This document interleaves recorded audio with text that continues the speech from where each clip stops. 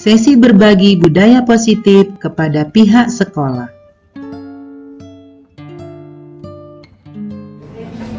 Assalamualaikum warahmatullahi wabarakatuh.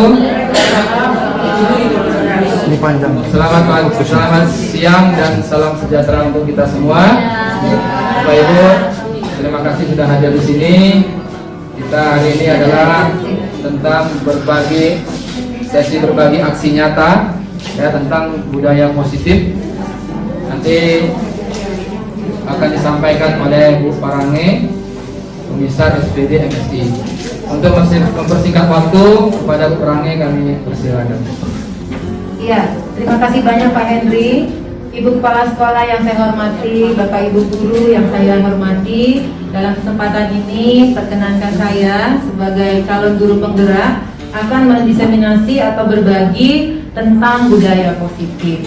Nah, dalam kesempatan ini saya akan berbagi kepada Bapak Ibu sekalian tentang aksi nyata yang sudah dilakukan sesuai tuntutan dari modul 1.4 ini.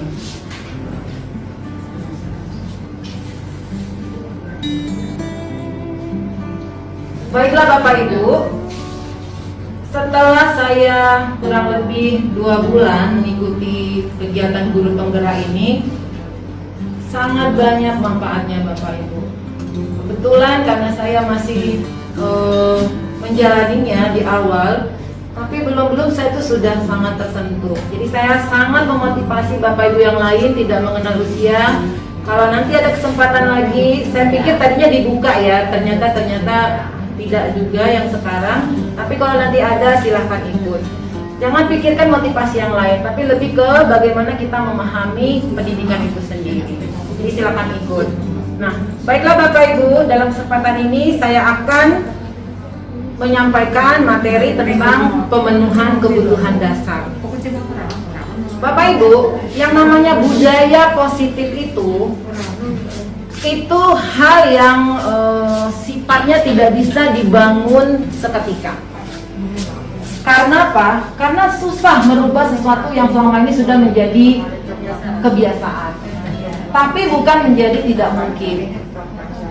Diawali dengan bagaimana kita sebagai guru, sebagai aktor utama dalam pendidikan, kita nih yang paling utama berubah dulu. Ada niat dari diri kita, niat aja itu udah luar biasa. Dari niat terdorong untuk berusaha. Jadi sekali lagi Bapak Ibu, saya memotivasi, mari kita menciptakan budaya positif ini dengan memulai dari diri kita sendiri. Kenapa anak di kelas itu, misalnya jam istirahat ya, kita sekarang sudah mengalami langsung, mau dijagai guru pun dia tetap cari cara keluar. Benar nggak Bapak Ibu? Benar ya? Nah itu, ternyata kebutuhan dasar utama mereka memang belum terpenuhi pada saat itu. Apa itu? Kampung tengah, iya itu dia. Jadi 5 hal ini Bapak Ibu, ini namanya kebutuhan dasar. Ya, kebutuhan dasar yang memang harus terpenuhi agar kita merasa nyaman.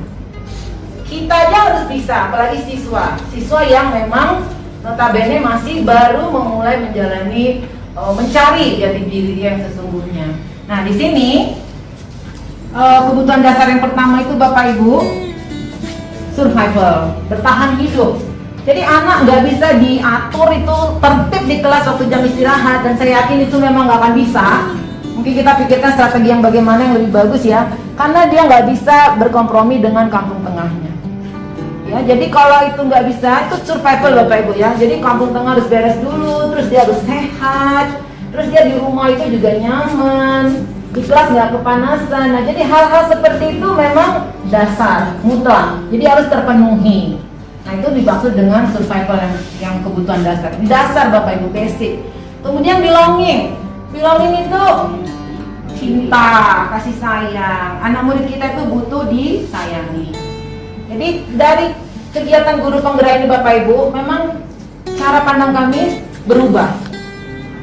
Anak itu, saya pribadi merasa, saya sekarang wali kelas 95 banyak guru yang mengeluh, tapi ketika saya melihat, saya tidak lagi marah sama mereka Bapak Ibu.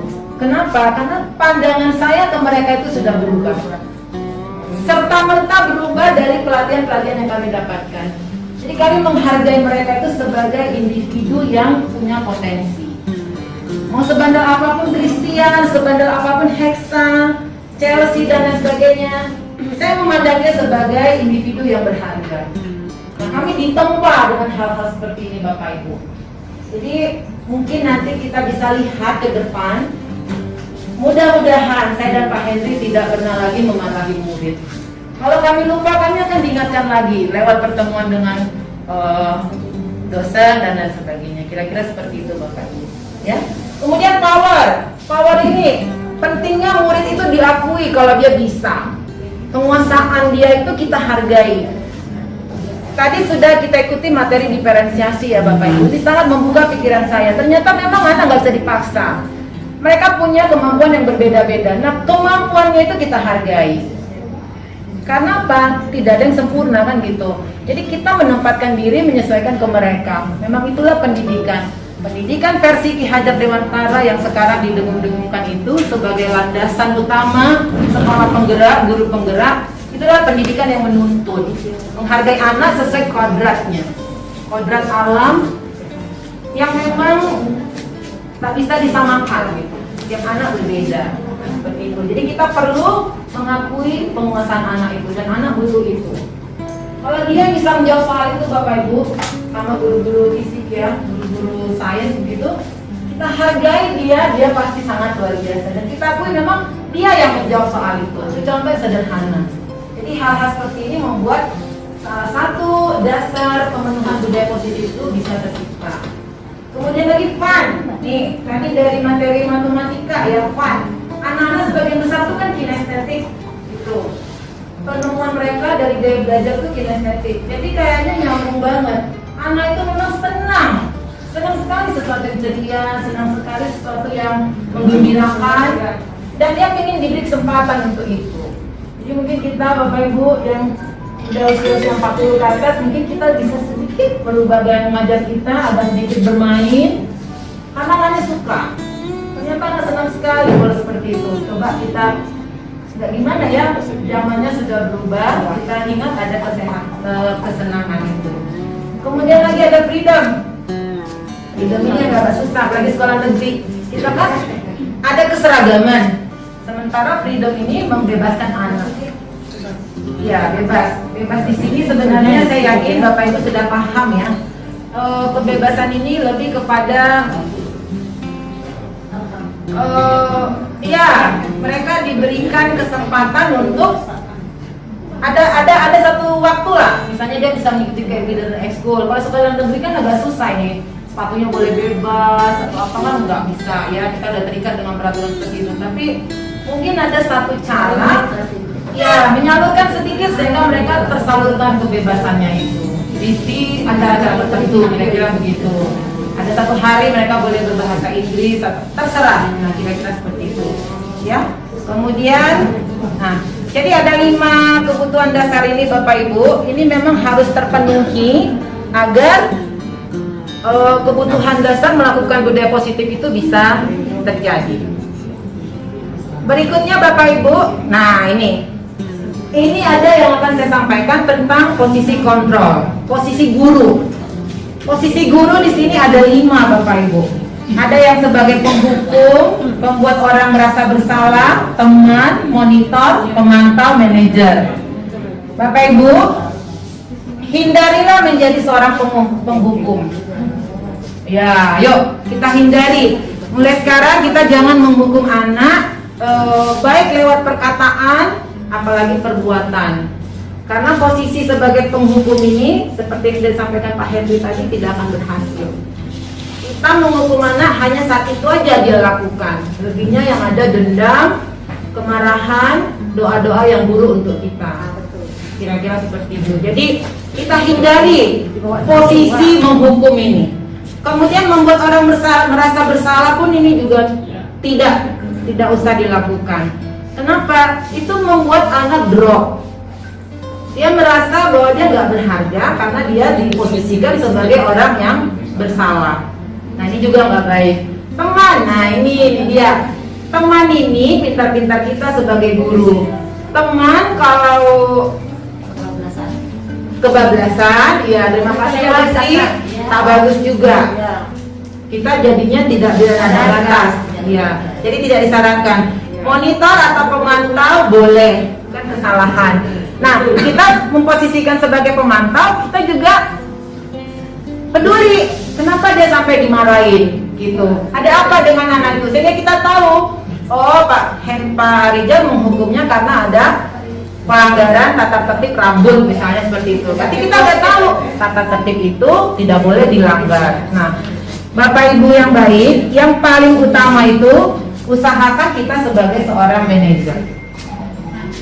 Manajer, apa itu posisi manajer? Nah, ini perlu saya sampaikan Bapak Ibu ya, karena materinya penting. Diharapkan sebagai seorang manajer itu, seorang guru, ini kemarin waktu kami di sesi diskusi, ini ditekankan sekali semua yang kita lakukan, usahakan posisi kita itu posisi manajer. Ketika berhadapan dengan anak, ketika kita ngajar, kita harus bisa mengendalikan kelas agar berjalan sesuai dengan rencana pengajaran yang sudah kita susun. Ketika kita menjadi wakil kepala sekolah, menjadi apapun itu ya, kita posisikan diri kita sebagai manajer. Kenapa harus memposisikan sebagai manajer? Manajer yang dimaksud di sini adalah menyelesaikannya, jangan kita. Itulah posisi kita sebagai manajer. Jadi bukan kita yang memberikan dia solusi Bapak Ibu, tapi dia sendiri setelah dia pikir-pikirkan apa kekuatan yang dia punya, dia temukan solusi untuk menyelesaikan masalahnya tadi. Iya, ini bisa kita persempit ketika kita di kelas Bapak Ibu. Ini memang agak susah, tapi bukan berarti tidak mungkin. Pokoknya kita sebagai manajer itu mengatur, memberdayakan anak sehingga dia bisa menyelesaikan masalahnya sendiri, tapi dengan kekuatannya, bukan kekurangannya. Nah, ini pelan-pelan kita pelajari Bapak Ibu ya, karena kan kita menuju budaya positif tadi. Berikutnya Bapak Ibu, nah ini materi segitiga restitusi. Bapak Ibu sudah pernah dengar sebelumnya ya? Belum ya? Oke. Oh ada ya. Nah ini Bapak Ibu segitiga restitusi.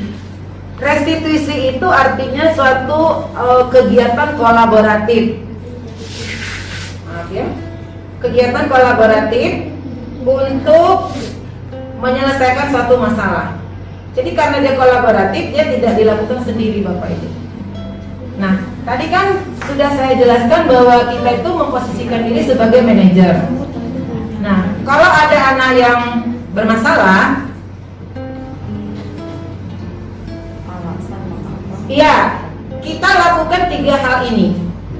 Hal yang pertama, menstabilkan identitas.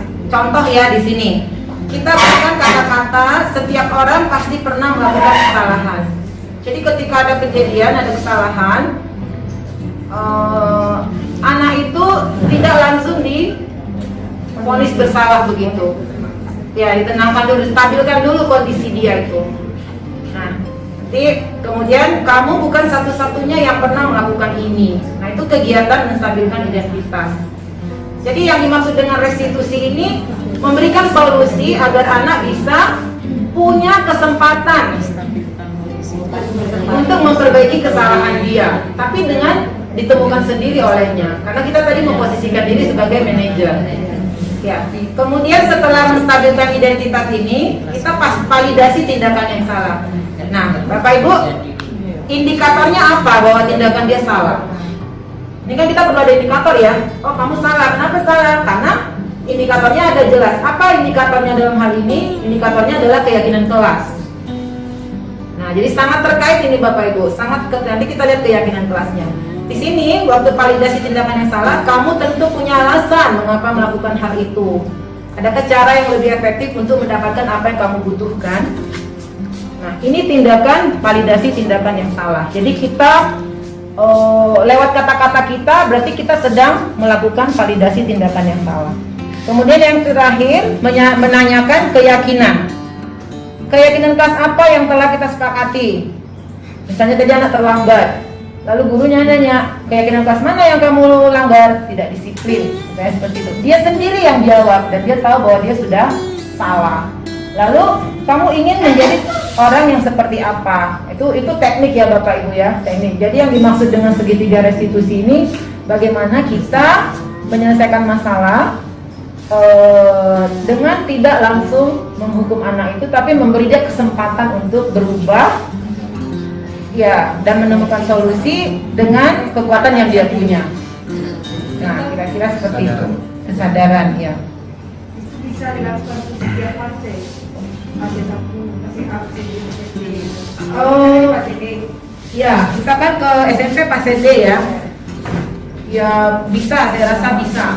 Kayak anak yang kelas 1 itu belum bisa apa masih tuntun orang tuanya kan, kalau kita masukkan ke hubungan ke sini kayaknya kalau saya ini cuma dia Karena belum paham gitu ya Bu ya. Mungkin kata-kata yang kita pilih Bu. Teknisnya. Kata-kata, karena peserta CGP ini kan dari PAUD ada Bu. Nanti semua bisa sebenarnya. SMA pasti pendekatannya beda, SMA juga ada di pesertanya. Iya. Nah, oke Bapak Ibu, di sini ada aksi nyata.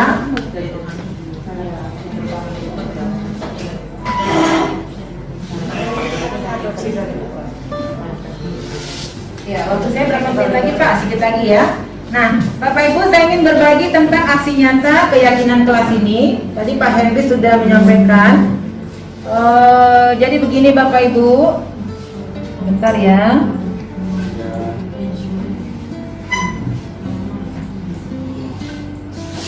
Nah ini, udah.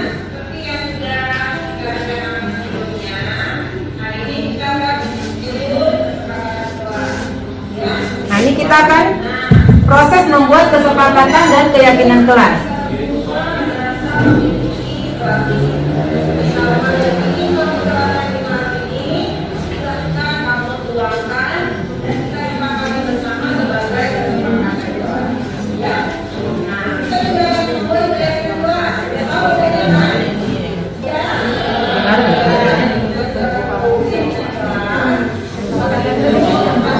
Ya, lalu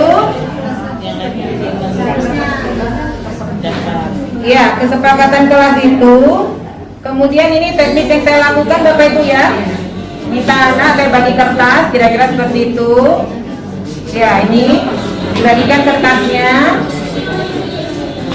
Oke, kemudian anak-anak menulis sesuai yang dia inginkan. Nah teknisnya seperti itu.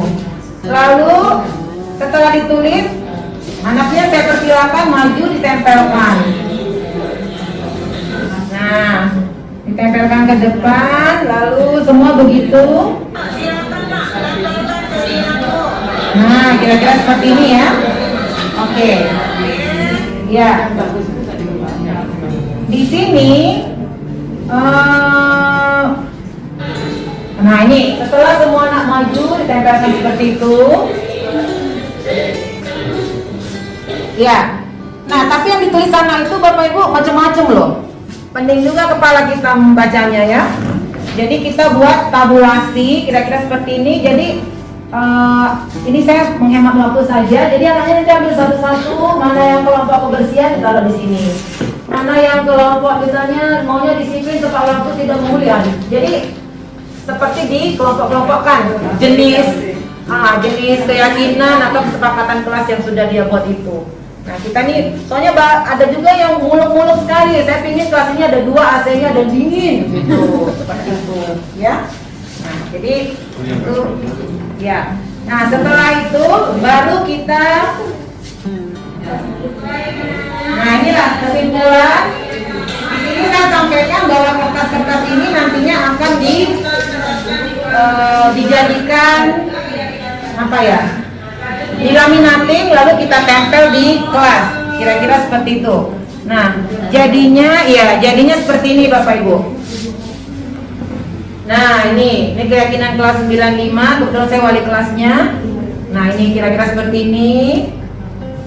Oke, ini udah kita kita edit lah kata-katanya Bapak Ibu ya, menyayangi teman, menjaga kebersihan kelas. Nah kita beri akhiran dengan kelas 95 kebanggaan kami.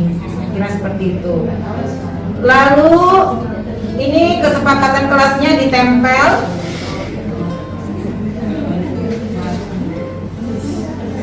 Nah, kira-kira seperti ini bentuknya.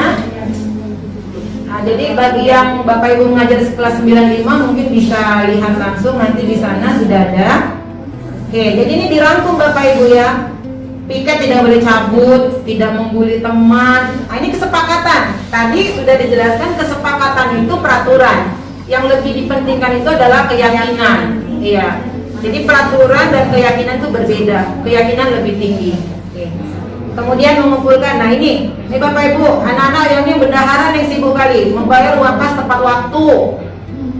Nah, mereka ada uang kas itu dari mereka oleh mereka sendiri yang nyusun. Jadi ya udah dimasukkan ke kesepakatan kelas. Bayar denda gitu ya Bu. Ya, mungkin seperti itu Bu. Jadi Bapak Ibu, wali kelas khususnya, mari ini sebagai bagian dari budaya positif. Keyakinannya mana Pak? Oh, keyakinan yang tadi itu Bu, yang saya tunjukkan itu. Nah, ini. Selalu menjaga sopan santun. Jadi dia kata-katanya itu umum dan bersifat universal. Tidak, kalau tadi kesepakatan kan dia lebih ke peraturan. Misalnya tidak keinginannya datang tidak terlambat. Ini kan umum kan Bapak Ibu. Nah, tapi bisa diterima oleh semuanya, kira-kira seperti itu. Jadi saya mau motivasi Bapak Ibu juga, silakan dilakukan di kelas masing-masing. Jadi kita semua punya di kelas kita berada. Ya boleh tahun ajaran baru. Kan bisa sekarang Bu, mumpung disampaikan masih Januari. Udah sedikit. Kadarnya belum parah gitu. Ayo kita mau pulang aja dulu. Digantian kami kelas 9. Kebaikan itu lakukan segera. Iya, itu dia. Benar itu, makasih dukungannya Bu. Ya, menyayangi teman. Ini karena oke. Bapak Ibu, sedikit lagi ya sebelum saya tutup. Ini ada itu tadi. Ini aksi nyata berdoa. Ini saya rasa semua sama ya. Berdoa dulu. Ya, nih. Itu nyata banget. Nyata banget ya. Kemudian menjaga kebersihan kelas sudah juga itu. Ya, ini udah ya. Nah, ini Bapak Ibu. Tadi kan ini Christian ini. Mana Tia? Bu Tia. Ini Christian, anak spesial saya ya. Dan Muhammad Rabbil Rizki. Ya, Rabbil ini. Ini dua-duanya berkasus Bapak Ibu. Pasti Bapak Ibu lebih paham, katanya dari kelas 7.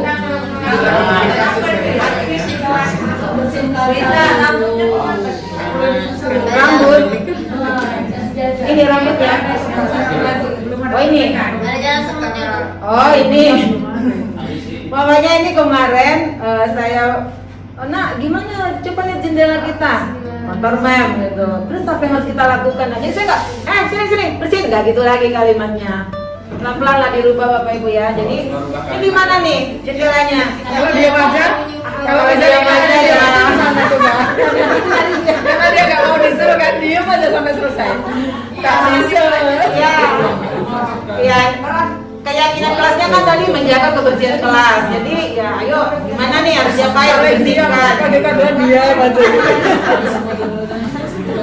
Nah ini pokoknya yang saya sorot tadi Prasetya ya. Ini yang saya sorot ada spesialnya berarti. Gary. Ya, oh Gary di sini Bapak. Bentar ya Pak. Dia rajin kan ada sorotnya gitu. Nah ini Gary. Nah ini Gary. Ya, spesial si Gary ini seminggu tidak masuk Bapak Ibu. Mendingan seminggu tidak masuk, lagi satu semester nggak masuk. Jadi di sini, ya, bentar ya. Nah ini Chelsea Bapak Ibu, Chelsea juga spesial ya di 95, tapi dia ya dengan cara seperti ini kayaknya ada perubahan. Mana Bu Butet? Kayaknya berubah ya Bu? Ya berubah. Yang belum berubah, Eksa dan Christian kayaknya belum hasil. Habil ya. Oke. Ya. Oke. Ini Bapak Ibu kenal nggak ini siapa? Kenal nggak ini siapa nih? Ini juga spesial saya dengar-dengar kan? Ya. Sekarang dia ada berubah loh Bapak Ibu. Sementara saat itu Dari balik kelas dengan bermasalah atau tidak?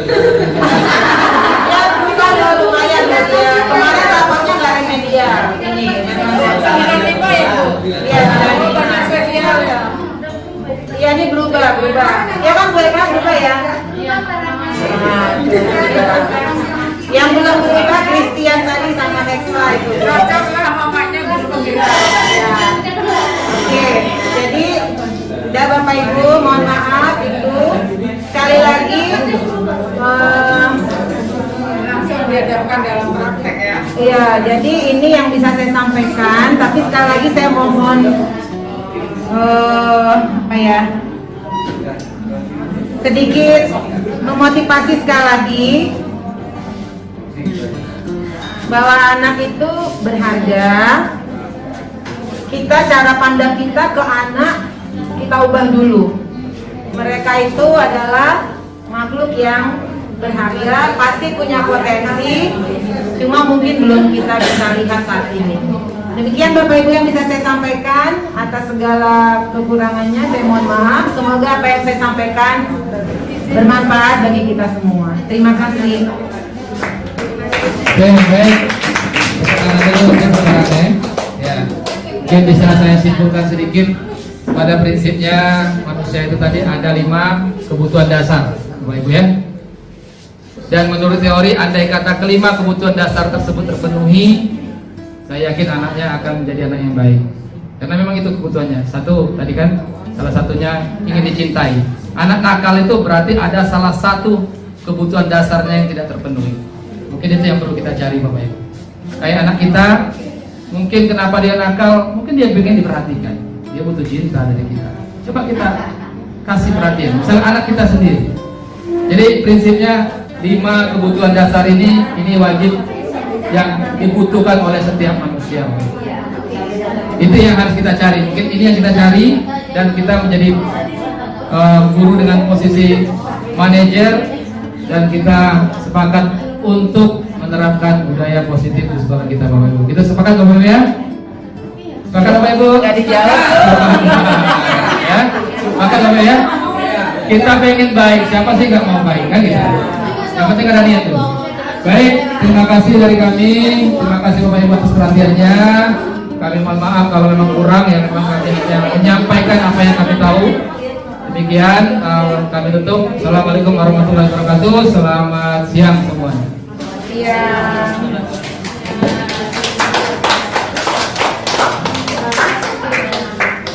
Yang selanjutnya